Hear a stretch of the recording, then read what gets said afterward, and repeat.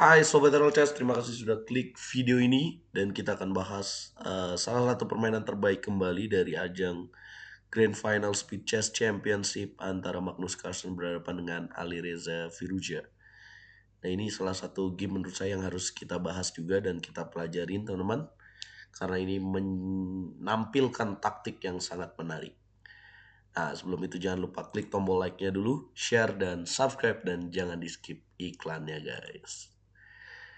Magnus Carlsen memulai dengan langkah E4 dijawab pembukaan Sicilian Defense oleh Alireza Firuza. Ini formatnya 3 menit plus 1 detik. Kemudian putih kuda F3, hitam D6, putih gajah C4, hitam kuda ke petak F6, putih D3, hitam E6, putih lanjutkan dengan rokade, dan hitam mainkan langkah kuda ke petak C6. Kemudian putih melanjutkan dengan jalan benteng ke petak E1, hitam gajah ke petak E7. Ini mungkin ya, kita jarang melihat Sicilian Defense tapi gajahnya di petak C4 ya teman-teman. Nah, ini mungkin cara Magnus untuk menghindari dari bermain biasa aja secara opening melawan Alireza. Kemudian Magnus menarik gajah mundur, petak B3, hitam melanjutkan dengan rokade pendek, putih C3, hitam A6, putih mendobrak dengan langkah D4, hitam menjawab dengan langkah D5. Ya, bisa kita lihat ya. Magnus memindahkan atau menarik gajah B3 dengan tujuan gajah ke petak C2, mengincar ancaman diagonal C2 sampai H7. Hitam juga menyerang petak center. Nah, ini ada pilihan, makan, atau dorong pion E5. Mana yang terbagus, teman-teman? Yes, Magnus melanjutkan konsistensinya dengan E5, kemudian kuda E4 dan kuda B ke petak D2. Ya, nggak dibikin lama-lama ya. Hitam bisa menjawab dengan F5, tapi apa yang akan terjadi kalau F5? Maka akan dilakukan end passen, dan apabila kuda memukul balik dengan pion F6, kuda memukul pion F6, maka pion E6-nya akan lemah ya teman-teman. Akan dilanjutkan dengan gajah C2 dan ya jelas enak buat putih. Maka di sini hitam lebih memilih pertukaran kuda dan kemudian dipukul balik dengan gajah. Hitam memukul pion D4, dipukul balik, hitam gajah D7. Magnus melanjutkan manuvernya dengan gajah C2 mengincar petak H7, kemudian hitam benteng C8, mengaktifkan benteng, putih G3. Apa tujuan dari G3? Mau H4, kemudian bisa menyerang dengan pertukaran gajah, melanjutkan ide dari diagonal ancaman H7 ini. Ya, hitam menjawab dengan langkah kuda A5, ya ganggu lewat sayap menteri. Putih H4, hitam kemudian kuda C4, ya mengincar pion di petak B2. Kalau putih jalan B3, di sini ada jawaban kuda A3. Ya, kalau dilanjutin dengan gajah D3 enak banget, kudanya sangat kuat dan akan dilanjutkan dengan gajah ke petak B5. Ya, kehilangan gajah terang milik putih di petak D3 jelas akan sangat berharga ya buat putih, karena gajah ini yang menyerang petak H7.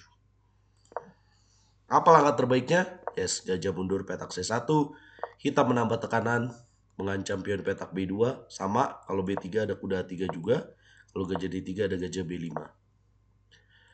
Jadi benteng B1 adalah langkah yang paling akurat, dan kemudian langkah salah dilakukan oleh Alireza dengan H6. Di sini teman-teman, langsung blunder. Nah, apa langkah terbaik untuk putih di sini? Panas ya Jute. Panas ya Jute. Wah, dia lagi ngedenger.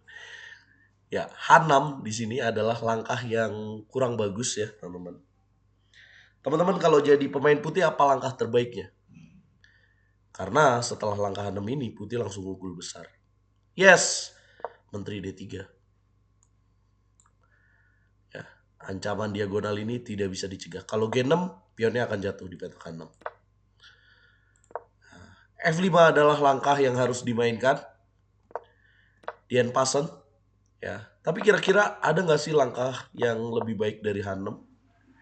Ya, sulit juga mencegah menteri D3 ini.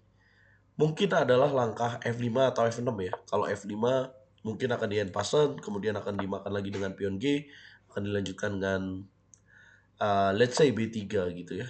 Kemudian kuda ke petak A3. Nah, ini ada langkah menarik nih. Kalau dia kuda A3, ada langkah kuda ke petak E5. Yang kalau dimakan, maka akan terjadi ancaman boom. Dimakan lagi dan boom. Raja ke petak E7 akan ada boom. Ya, ancamannya bahaya sekali.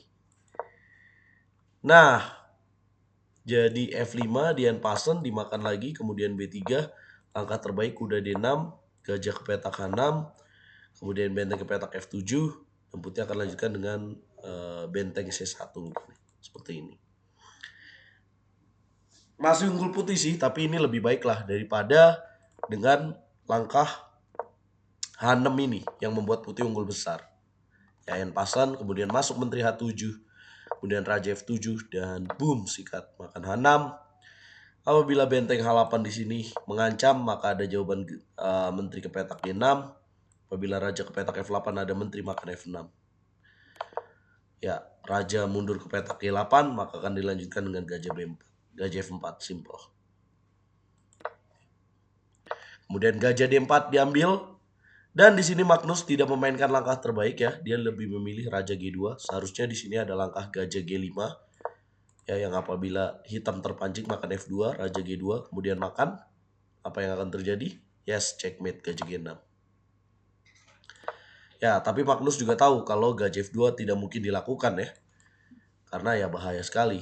Makanya di sini Alireza langsung mundur gajah F6. Ya, ada pilihan lain sebenarnya adalah benteng H8 ya. Benteng H8 lebih bagus.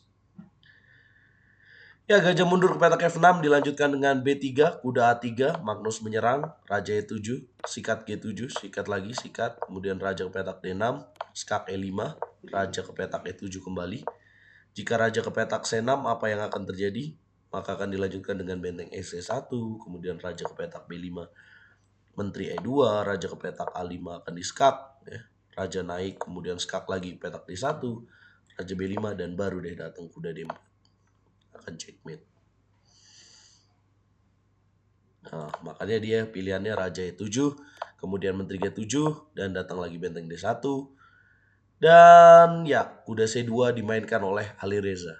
Ya, dia menyerang lah intinya ya di situ ya. Karena pakai benteng nggak bisa, jatuh juga ada penjagaan. Kalau misalkan coba kabur dengan raja C7, maka akan ada skak, raja ke petak B8. Ya, pertukaran benteng, makan pakai benteng, gajahnya hilang. Makan pakai gajah, bentengnya hilang. Nah, jadi nggak bisa kabur. Jadi dia mainin kuda C2, kemudian putih bentengnya 2, hitam kuda B4, skak, kemudian raja E7, A3 dimainkan, dan boom. D5, boom.